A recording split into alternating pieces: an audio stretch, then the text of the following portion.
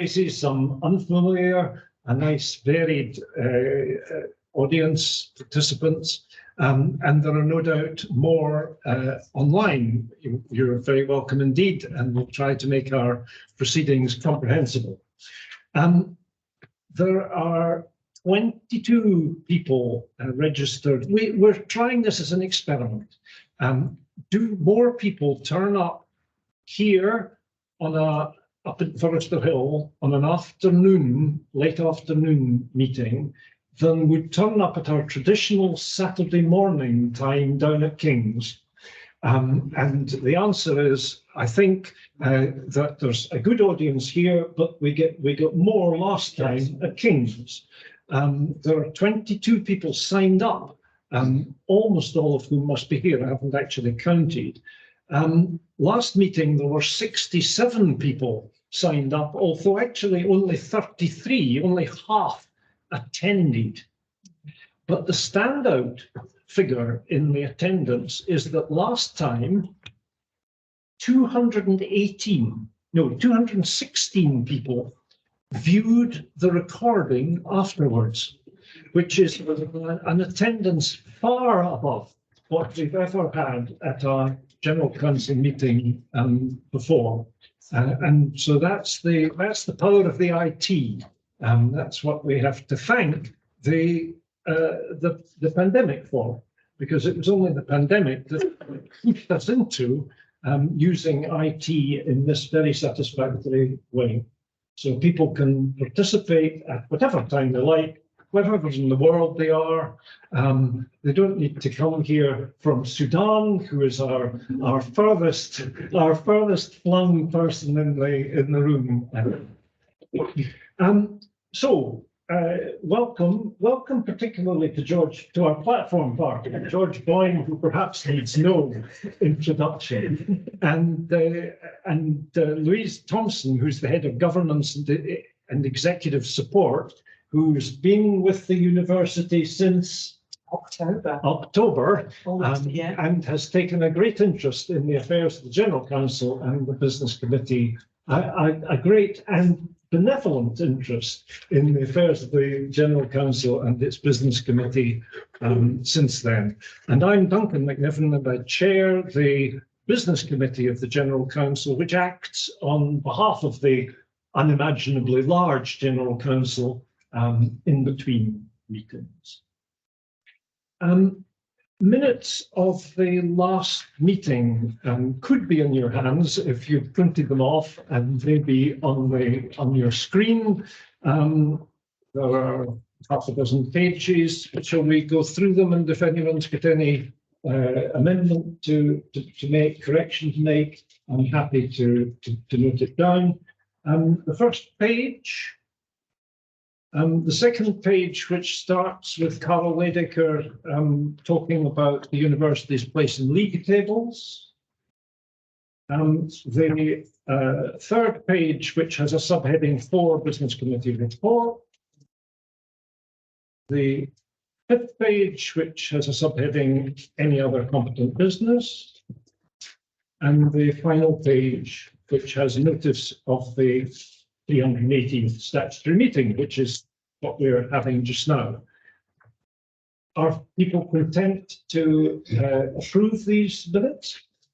I see general agreement. Thank you very much.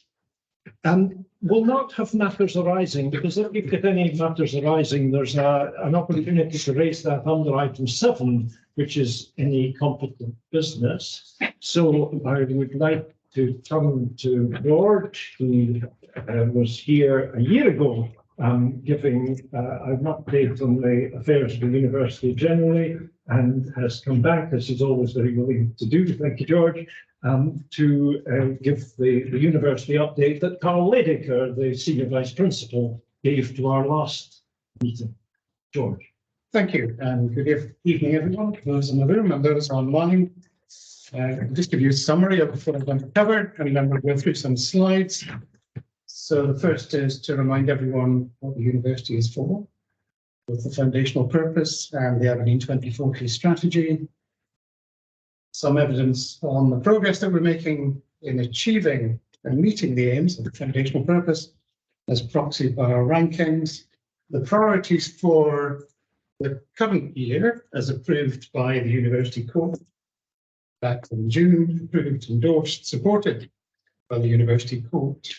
Then I'll remind you of our student population, and then finally I'll have a look at our financial position, how our revenue has been growing, where our money comes from, and say something about the current challenges that we face in remaining financially viable in a challenging climate. So first of all, we just have we'll keep that slide up because on the top of it, you can see very neatly summarized what the university is for, and that is to achieve our 1495 foundational purpose, to be open to all and dedicated to the pursuit of truth in the service of others.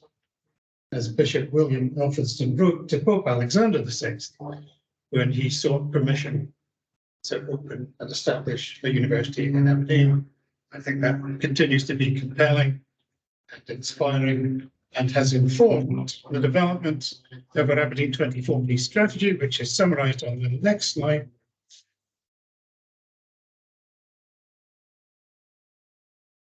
Which has 20 commitments for the next 17 years. It was 20 commitments for 20 years when we launched it in 2020, just before the pandemic started. We have 17 years left to achieve the objectives set out in the Aberdeen 2040 strategy, all of which reflect the foundational purpose. So open to all, converted into inclusive, dedicated to the pursuit of truth. Now we look at interdisciplinary as well as single disciplinary truth in the service of others, both in Aberdeen, northeast of Scotland, and now across the world, wherever our education and research can make a positive difference to the human condition and indeed the condition of the planet, as reflected in our commitments to sustainability. Within that, I want to say a bit more about the interdisciplinary commitments, because we've been busy investing in those this year. So we could go to the next slide.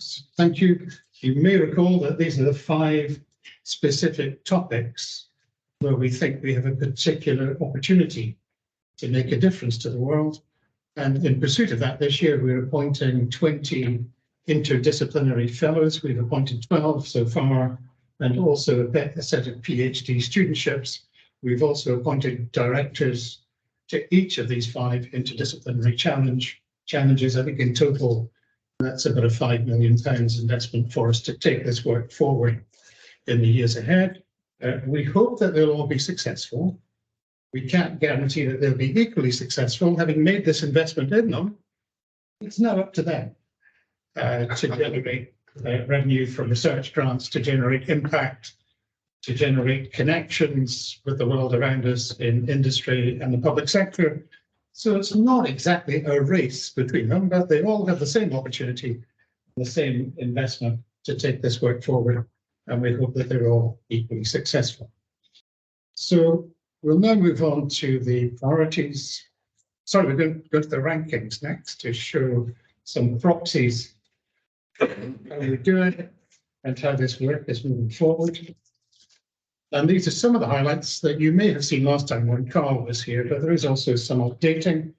We continue to be global top 200, as shown by the Times Higher ranking. It is a very significant challenge for us to maintain this ranking, because investment in higher education by other governments around the world is racing ahead. I could think of China, South Korea, but also in Europe, in Germany. There are very significant investments in higher education, while investment in higher education in the UK is going sadly in exactly the opposite direction, both from the UK government and the Scottish government. And I must say straight away that the Scottish government's budget is heavily constrained, and I understand that they too face financial difficulties. But of course, we would prefer to see greater investment in higher education, because we think that's beneficial for the students and beneficial for our impact on the economy and indeed for social inclusion, that I just mentioned as one of the strategic challenges that we're addressing. But unfortunately, that's not the position we find ourselves in, and I'll come back to that and say a bit more when we look at the financial position of the university. I'm delighted that in the Times Higher we are global top 100. for our contribution to the UN Sustainable Development Goals, and top 20 in the UK. Another recent ranking by the QS puts us exactly in that same position, global top 100 and UK top 20. And there's a huge effort going on in the university to contribute to sustainability and the UN SDGs. So I think this is great recognition for the many students and staff who are working to make a reality of sustainability for us. Then I'll come to the UK league tables. These are going to be published again in about the next 5 or 6 weeks. So we're just waiting to see how we got on this year. But for the moment, we continue to be top 20 in the Times and the Sunday Times for the second year running. And I must remind you that in 2018, the university was 40th in this league table. So we're very pleased to be top 20 2 years running. And then spectacularly, in The Guardian, we are 13th. This is our highest ever ranking in the UK league table. And in 2018, we were 46th in the Guardian league table. So well done, university community, staff and students alike, who are driving us forward in this significant way. And that is underpinned by the last thing I'll talk about on this slide, which is our National Student Survey results. This is our massive survey that covers every university in the UK. I think about 500,000 students across the UK respond to it. And for the second year running, we are UK top 10, and we're second across the devolved nation for student satisfaction. So another big thank you to the university community for giving us that result. We get that because we put our students first. When I say we're operating in the service of others, as a university community, that starts with our students, and then it goes beyond the university to the communities and organizations around us, but we prioritize the students. Once we have served the students, we turn our attention to other forms of service to the world around us. Okay, where are we going next? So these are the priorities that the University Court has approved for the coming year. I'm going to cover 7 of them. The first is to grow our revenue from sources other than the Scottish Funding Council, because there's very little we can do to increase that money. In fact, it's going down. And so we need to drive very hard towards other sources of revenue, including international students, including commercial revenue, both from our academic activity and from our on-campus services, and also our fundraising activity, which is led by Liza. And I'm happy to say that continues to go very well from the fantastic generosity of our alumni community, which continues to support us in many ways. And we're very, very grateful for the financial support that we receive. And we're heading towards another fundraising campaign, as you can see on the slide. And Liza has the responsibility of producing, by the end of the current academic year, a fully specified fundraising plan and setting out the priorities, which will seek approval both from Court and the Development Trust for. I would be very surprised if those priorities were to omit an enterprise and innovation quarter somewhere on the university campus. We're in Forester Hill today. We have the fantastic BioHub in Forester Hill, which is for spin-outs, startups, commercialization of the research activity. There is nothing similar in Old Aberdeen, and I would like something to house similar activity on our Old Aberdeen campus. It doesn't need, I don't know if you've seen the BioHub, it's a very sharp triangular building because it fits into a specific space on the Forester Hill campus. We don't have that exactly that shape in Old Aberdeen, but we're looking for a space that could accommodate that activity and help us to grow that revenue and fit into the fundraising plan. Next, we have to be adaptive on both our schools and professional services. The world around us is changing. We need to ensure we have the right structures in place to reflect those changing circumstances. We inherited as a senior team in 2018 a particular set of school structures and professional services structures. The world, as you may have noticed, has changed a bit since then because of Brexit and COVID and the cost of living crisis, and we still have those structures in place. They may be just right for the circumstances that we have now, And if that's how it turns out, that's great, because we don't need to change them. But they may need to be adapted to fit these different circumstances that we now operate in.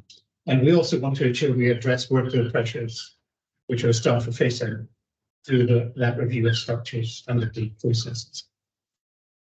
Next, we come to another major challenge that the university is facing, which is to rebuild our research activity after a period of decline in research capacity between 2013 and 2018. We're in a phase of regrowing it and getting ready for the next research excellence framework, which will be in 2028, which will assess the quality of the outputs, the publications that we produce, the quality of the impact that we have on the world around us, and also the quality of the environments that we provide for research activity to be undertaken. So we're getting ready for all of that to happen, and we'll keep monitoring throughout the year the progress that we're making. We'll now move on to the next slide, please, for the final three of these priorities for the year. And we're looking to improve the employability of our students by offering work experience to anyone who wants it. Not every student will need or require work experience. Well, they come to us, perhaps they've already had work experience and then they do their degree. But for anyone who comes to us who would benefit from a period of practical work experience as part of their degree, our aim is to provide that. We grew those opportunities quite significantly in the last year. I think they went up by about 17%. So if we could maintain that momentum and be in contact with our alumni community saying, we're looking for work experience for our students, could you help us? Perhaps in the organization that you're running or that you have a senior role in to provide work experience for our current students, then that would just be great. The other thing we're doing with you is reviewing our estate's needs and our digital needs. And these are the two elements of the campus master plan. So it's not only a plan for the physical estate, it's also a plan for the digital infrastructure. Post-COVID, working patterns are very different. We don't necessarily need more space. We need different space that meets the needs of current students and the working patterns of our staff. Because we have flexible working, we expect people to be in around 3 days a week. And the other 2 days of the week, provided they're undertaking their work in the way and to the standard we require, if they want to work from home on those days, that's okay. We're comfortable with that and flexible with it. But it now means we have more office space than we actually require. So we need to review both in Forester Hill and in Old Aberdeen. What does the campus of the future look like? Where do we need to invest? What do we need to improve? And what's the balance between digital and physical? And our students want an on-campus experience, but with enhanced digital components. So we'll need to be investing quite a lot in digital in the years ahead. And then we want to maintain the progress and the target we've set ourselves to be on average top 25 across the league tables by 2025, which seemed like a very stretching target when we set it. But as you'll have seen earlier, we're making good progress towards it. So now I'll come to our student population. And this is students by level of study.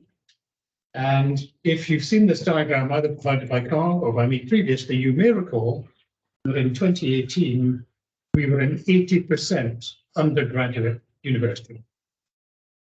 And we're out of line with the rest of the sector and universities like us, which tend to be more postgraduate.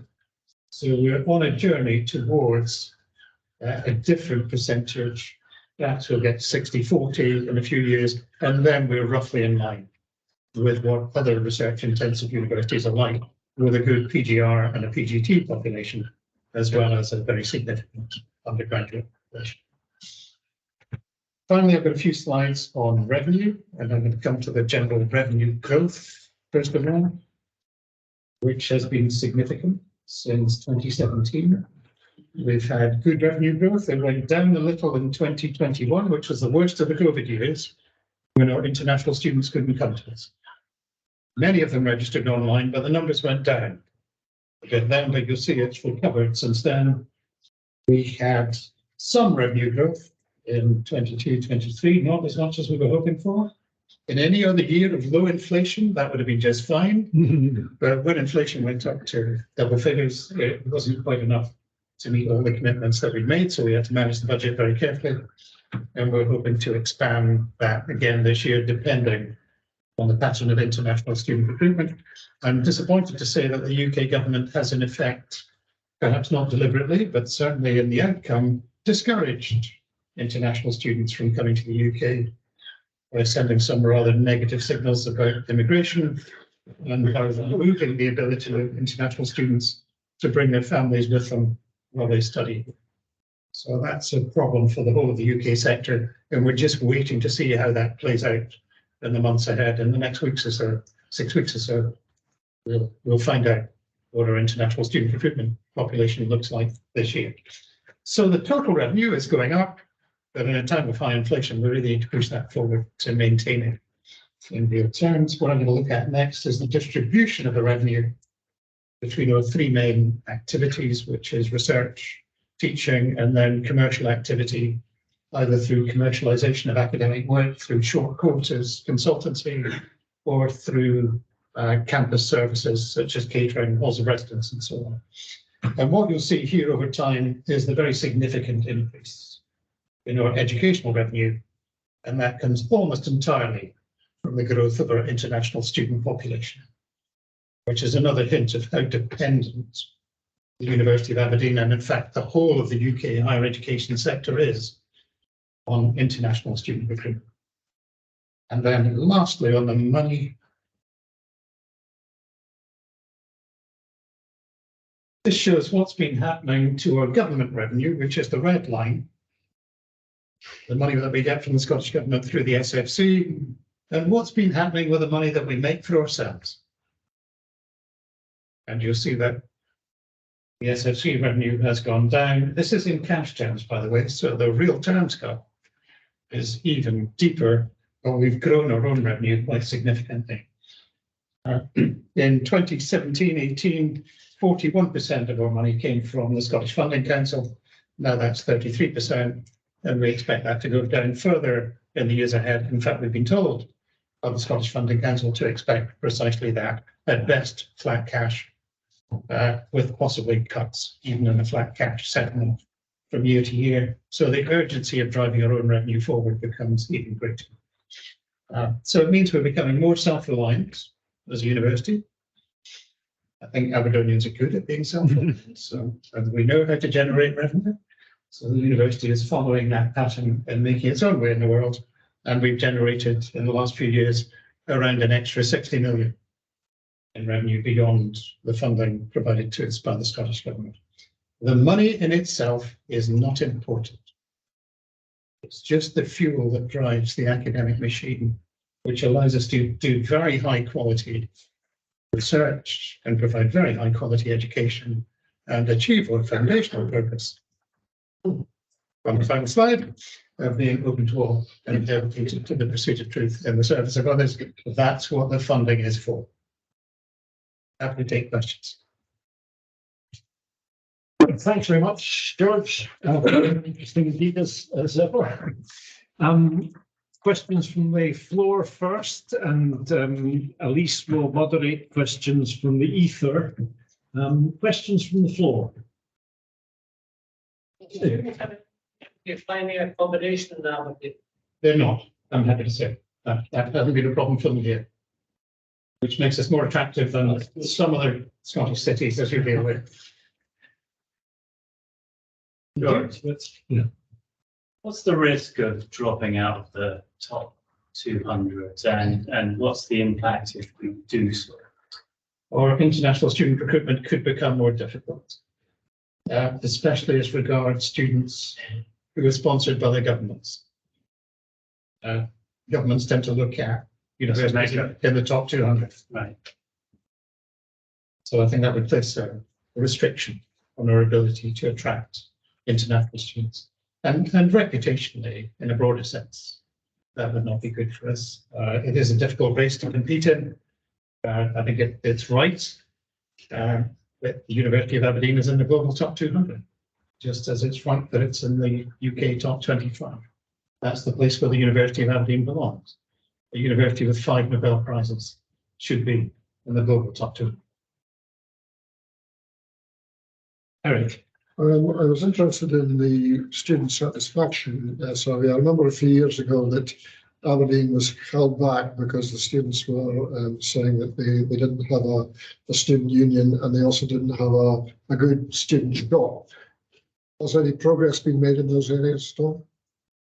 That doesn't seem to be affecting their satisfaction with the quality of the education they receive or the quality of the support that we provide to them.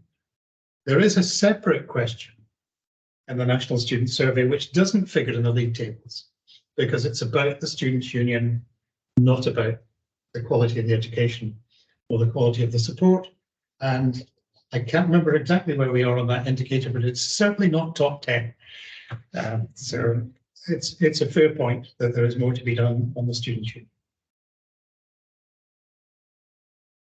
It's not what we remember as a Students' Union.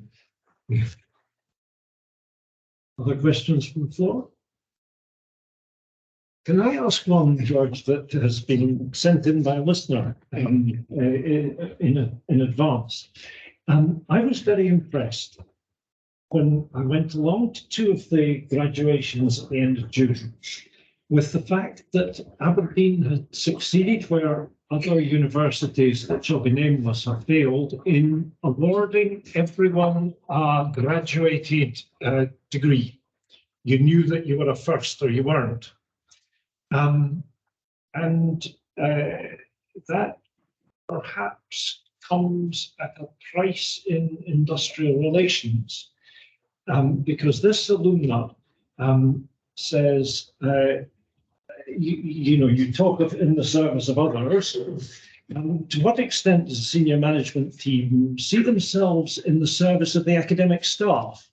And how do they plan to promote good management staff relations to overcome the apparent hostility reported in the media? Okay, that's a good question, and totally fair question.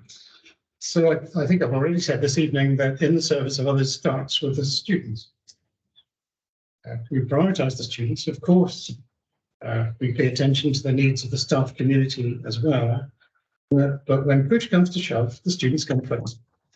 And we have across the sector had a relatively small minority of staff who have been taking industrial action, which included seeking to prevent our students from gaining their degrees. And understandably, that's caused some rancour. The underlying rationale for that action was to try to get a higher pay award. But the sector has stretched itself to the limit of affordability, and indeed, there's some universities beyond the limit of affordability because they've had to delay payment of the pay award because they couldn't afford it. And within the national pay negotiations framework, it is entirely legitimate and possible for a university to say, we just can't afford to pay this, we'll delay it by 11 months. And the University of Aberdeen did not do that. We made the pay award up front. We also brought the pay award forward by 6 months to address the cost of living pressures on our staff. We made an award of between 5% and 8%.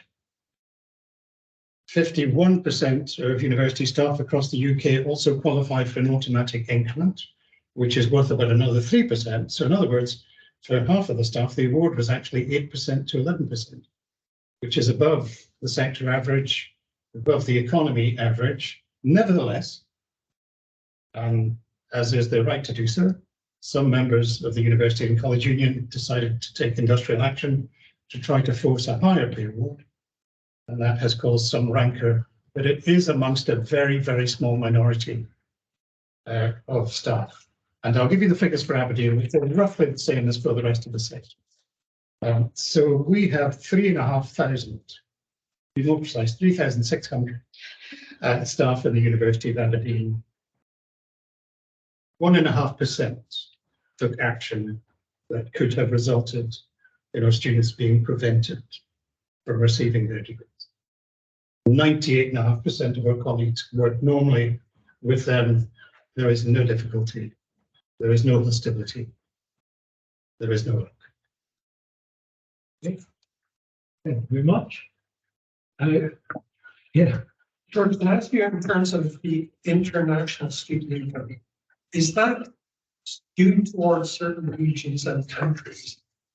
And if so, or how does that affect university thinking in terms of the way forward, especially the way forward in terms of income? Sure. So we've tried to diversify from a UK higher education sector reliance on China, which we've been pretty successful at doing. And we've recruited from India, Africa, Malaysia. We get good numbers from the US. We're not St. Andrews. We don't have that distinctive market presence in the US, but we get good US numbers. So I think we're fairly well protected from movements in any particular market because of the diversity across markets. And we're very mindful that the geopolitical situation could change at any time. If in the entirely hypothetical context that China were to invade Taiwan, then student recruitment from China could become very difficult. But our exposure is not so great that we could adjust and compensate that. does the alliance, the percentage of student income, roughly speaking, that comes from Chinese students? Of our international students, about 20% are from China. Okay, good. Right, and the Chinese students contribute no more than other international students by way of fees. Correct. Yeah. And well, the Chinese international students are here, and while all the international students are here, they're helping to sustain the financial viability of the university. They're helping to pay the wages of our staff. They're spending money on the shops and everything. They're spending money on the restaurants. They're paying for accommodation. Their families come and visit. And so the total boost to the Northeast economy is huge. We're lucky to have. And another contribution that you may or may not be aware of is that two of the members of the business committee are domiciled in China, and I think they're Chinese nationals. Okay. And they contribute, despite the difficulty of doing so remotely, they contribute very helpfully to our debates, particularly underlining that the importance of the 200, the 200 ranking as a kind of milestone. Elise, you've got questions from the ether. Yes. We have one saying, hello, George. This is David Watts from the Browett. What is the university's current thinking on the redevelopment of the King's Quarter now that the new business school is not going ahead? So our current thinking is that we're undertaking a master plan for a year to consult with our students and university staff and our external partners, and then we'll come to a conclusion about which projects to proceed with.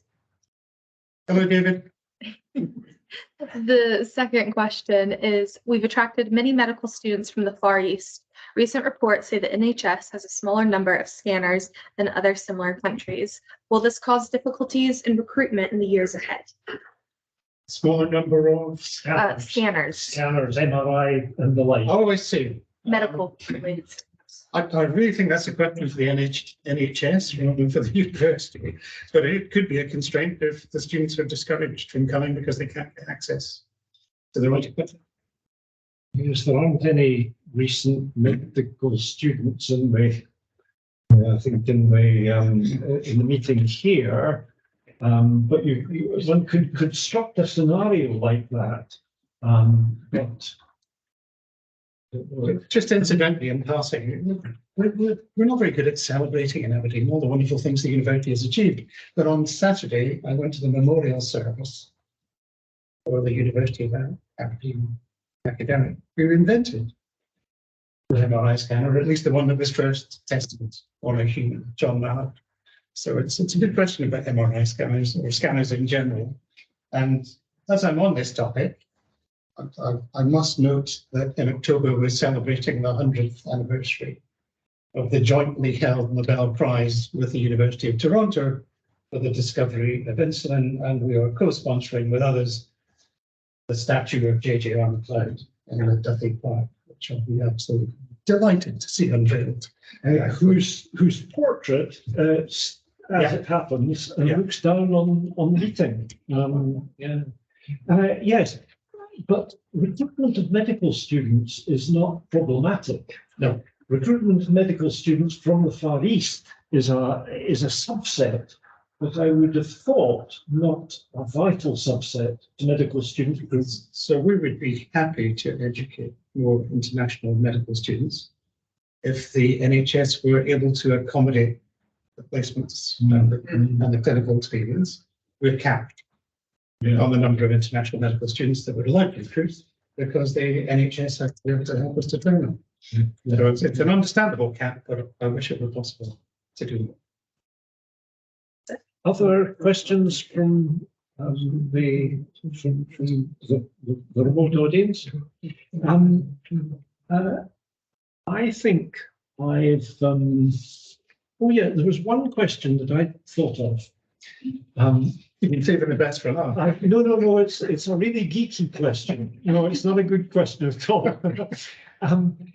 When was it at the last General Council meeting, or was it a business committee meeting, that we heard about the incidence of that autoclaved concrete, the detailed name of which I can't remember. Right. Yes, which is a building technique or a building material used in the construction widely in the UK in the 60s, 70s, because it was cheap and light, but which has a longevity smaller than the granite of the buildings that we're looking out to, or I'm looking out to here. How much of a problem for Aberdeen? So some of it turns out not to be a problem, and we've reopened those spaces because they're still structurally sound, despite having this form of concrete. Yes. There are other spaces which we've had to close temporarily. Well, we addressed the issue, but I don't have a price. Okay. On with how much it will cost to. Like what premises? Gosh, We need to get rid of this. It's a building next door, then. Is that region? yes, so there's Regent Walk. There's part of the Regent Walk, i.e. your office. not my office. Okay. Next door to that one. Okay. There's one space in Hillhead that currently we cannot use Yeah. mostly for the first year students. I think there is a space in Forest Hill as well. Okay. Yeah. It sounds I should as if find out. this is not crippling to the university. No, it's not. There's a price tag around that must be worrying because there are other price tags around. Yeah. But it's not harming the delivery of the service to others. It will take a part of our capital pot that otherwise could have been deployed for other things, Yeah. such as the King's Quarter. Yes. Yes. Now, are there any other questions from the floor? I wonder if the Marshall Brian. College, the part still belongs to university. Marshall East. A perennial general council question.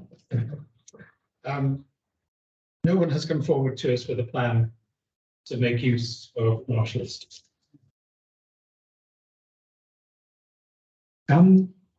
Okay, can we move on then to item 4, which is my report? Again, I wrote it down with only one spelling mistake, and in order to allow you to think about it beforehand, I think I would underline 2 things, which is ways in which General Council members can help the university. And one George has already mentioned, which is in the workplace, in the area of graduate employability and either workplace placements for those that want it, as George was saying, and also services as a mentor to people that are current students. So that's one way that General Council members may be able to help. The other is a much narrower question. Nigel Lindsay, who's my predecessor and who's here today, and I have been labouring away with Charles Calder on the history of the General Council since 1960, when the previous history finishes.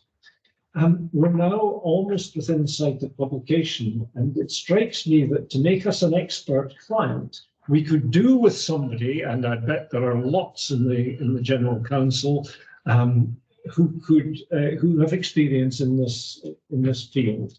And all you have to do in either of these cases is to email the patient, Elise Coleman, who will respond politely, but more to the point, pass your offer on to where it's most needed. Yes, I think the other thing I would refer to in response to the question that Brian Sherritt raised just now of Marshall East, that at the top of the second page of my report, I refer to a meeting that Jenny Mordew, our vice convener, who's here just now, has arranged with the new, or relatively new, director of estates in the university, who is masterminding the master plan that George referred to, and Marshall East is the main item on the agenda for that meeting. The General Council, the Business Committee on its behalf, will not remove its teeth from the snarling animal snapping at the heels of the university. Now, are there any questions on my report? Like to see the Brian. Mitchell Hall used again as a concert hall. It's a lovely concert. The Mitchell Hall, a lovely concert hall, as Brian says, but there's a lot of money needs to be spent before you can fettle it up again. In order to fettle it up again, and once you've fettled it up, you've got the problem of running it, of the cost of running it. Now, I think there will be, really in our lifetimes, Brian, there will be an answer to it, and the Mitchell Hall will be revitalised. And it's important that the university keeps the property in a satisfactory state against that day. But it's not faced with the other financial demands that George has referred to, a high priority. I couldn't argue that it was. It will find its fairy godmother in due course. So also the access to the Marshall Museum. And the museum Yes, is in the I same want case. to see something in the museum, and it's very difficult to get to see it. Now, I had it in mind to see whether Neil Curtis, who's the guy in the university staff who manages the special collections, might come to the next General Council meeting and talk a bit about that. I mean, would that be, when I say that, I mean the collections, their content, his ability to display them at the moment, the scope for wider display, and the interesting question of repatriating the Benin bronzes, for example, where the university has, I think, won plaudits, deserved plaudits for its policy on the Benin bronzes. So Neil Curtis knows nothing of this. But I had it in mind to invite him because I think he would talk in a very interesting way. It wouldn't just interest aficionados like Brian. Eric. Can I just say, as somebody who was on the Marshall East Task Force group last year, which reported more than a year ago now, at that time we were told that the to bring the building up to modern standards would take something like the order of £50 million. This was last year's figure. 50, 50 million. 15, 1.5 million. And but that would simply refurbish the building as it stands. It wouldn't change anything about its current use.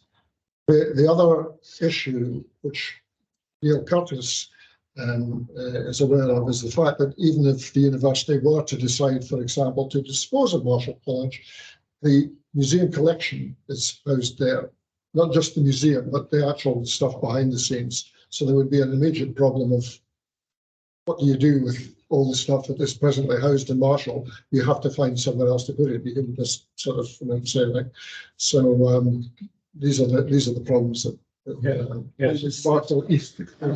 They all this spare office space. They have. Could you say that again? I said all the spare office space.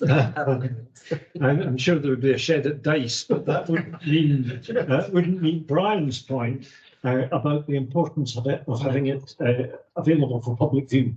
And that was initially, and I saw a Greek vase and it said it was by the Aberdeen School.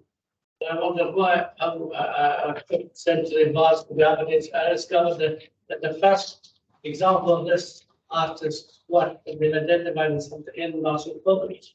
You heard it here first. That's how the church is. Okay.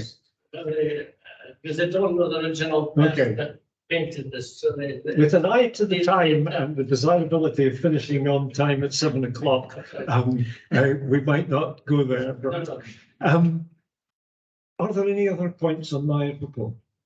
Are people happy to adopt it or note it? Okay, now the next item on the agenda is Louise's membership of the business committee. Louise. Thank you, Duncan. So it is fully to me, in the absence of Trade Sweets Label, the University Secretary and Chief Operating Officer, to announce the results of the elections to the Business Committee. So under the terms of Standing Order number 19, the following are due to retire from the Business Committee on the 30th of September 2023, but are eligible for re-election. And excuse me for any mispronunciations. Susan Strachan, Jan McRobbie, Lisa Henderson, Eric Prockhart, and Judith Taylor. At the closing date for nominations of candidates, which was Friday the 14th of April 2023, 9 nominations for 9 vacancies have been received, and so the following were duly elected to the Business Committee: Arnab Kaur, Dorsa Nadiri Mayer, Hugh Galbraith, Haiyan Zhang, John White, Ogutu Okudo, Stephen Pellev, Judith Taylor, Jan McRobbie. They will all serve on the Business Committee from the 1st of October 2023 to 30th of September 2026. Can I just add 1 or 2 things to what Louise has said? The first is a thank you to the business committee members that we're dropping the pilots of a number of business committee members. Eric Crockett is here. Lisa Henderson has resigned. Ewan McKenzie, Susan Strachan, who I think is online. Thank you very much, Susan.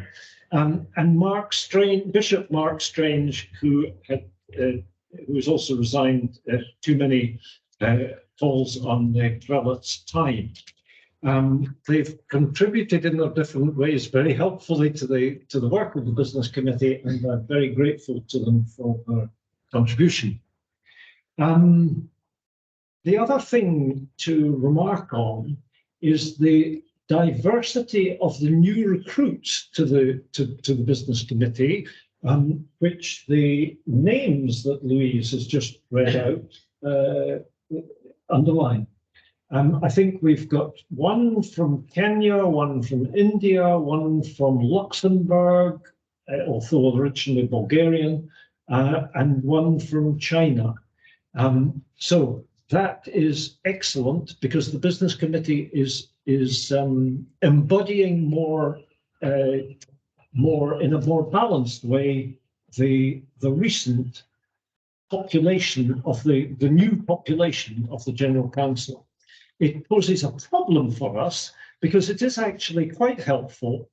For instance, showing the flag of the business committee and the general council at graduations. It is quite helpful to have members that are or could be in our team.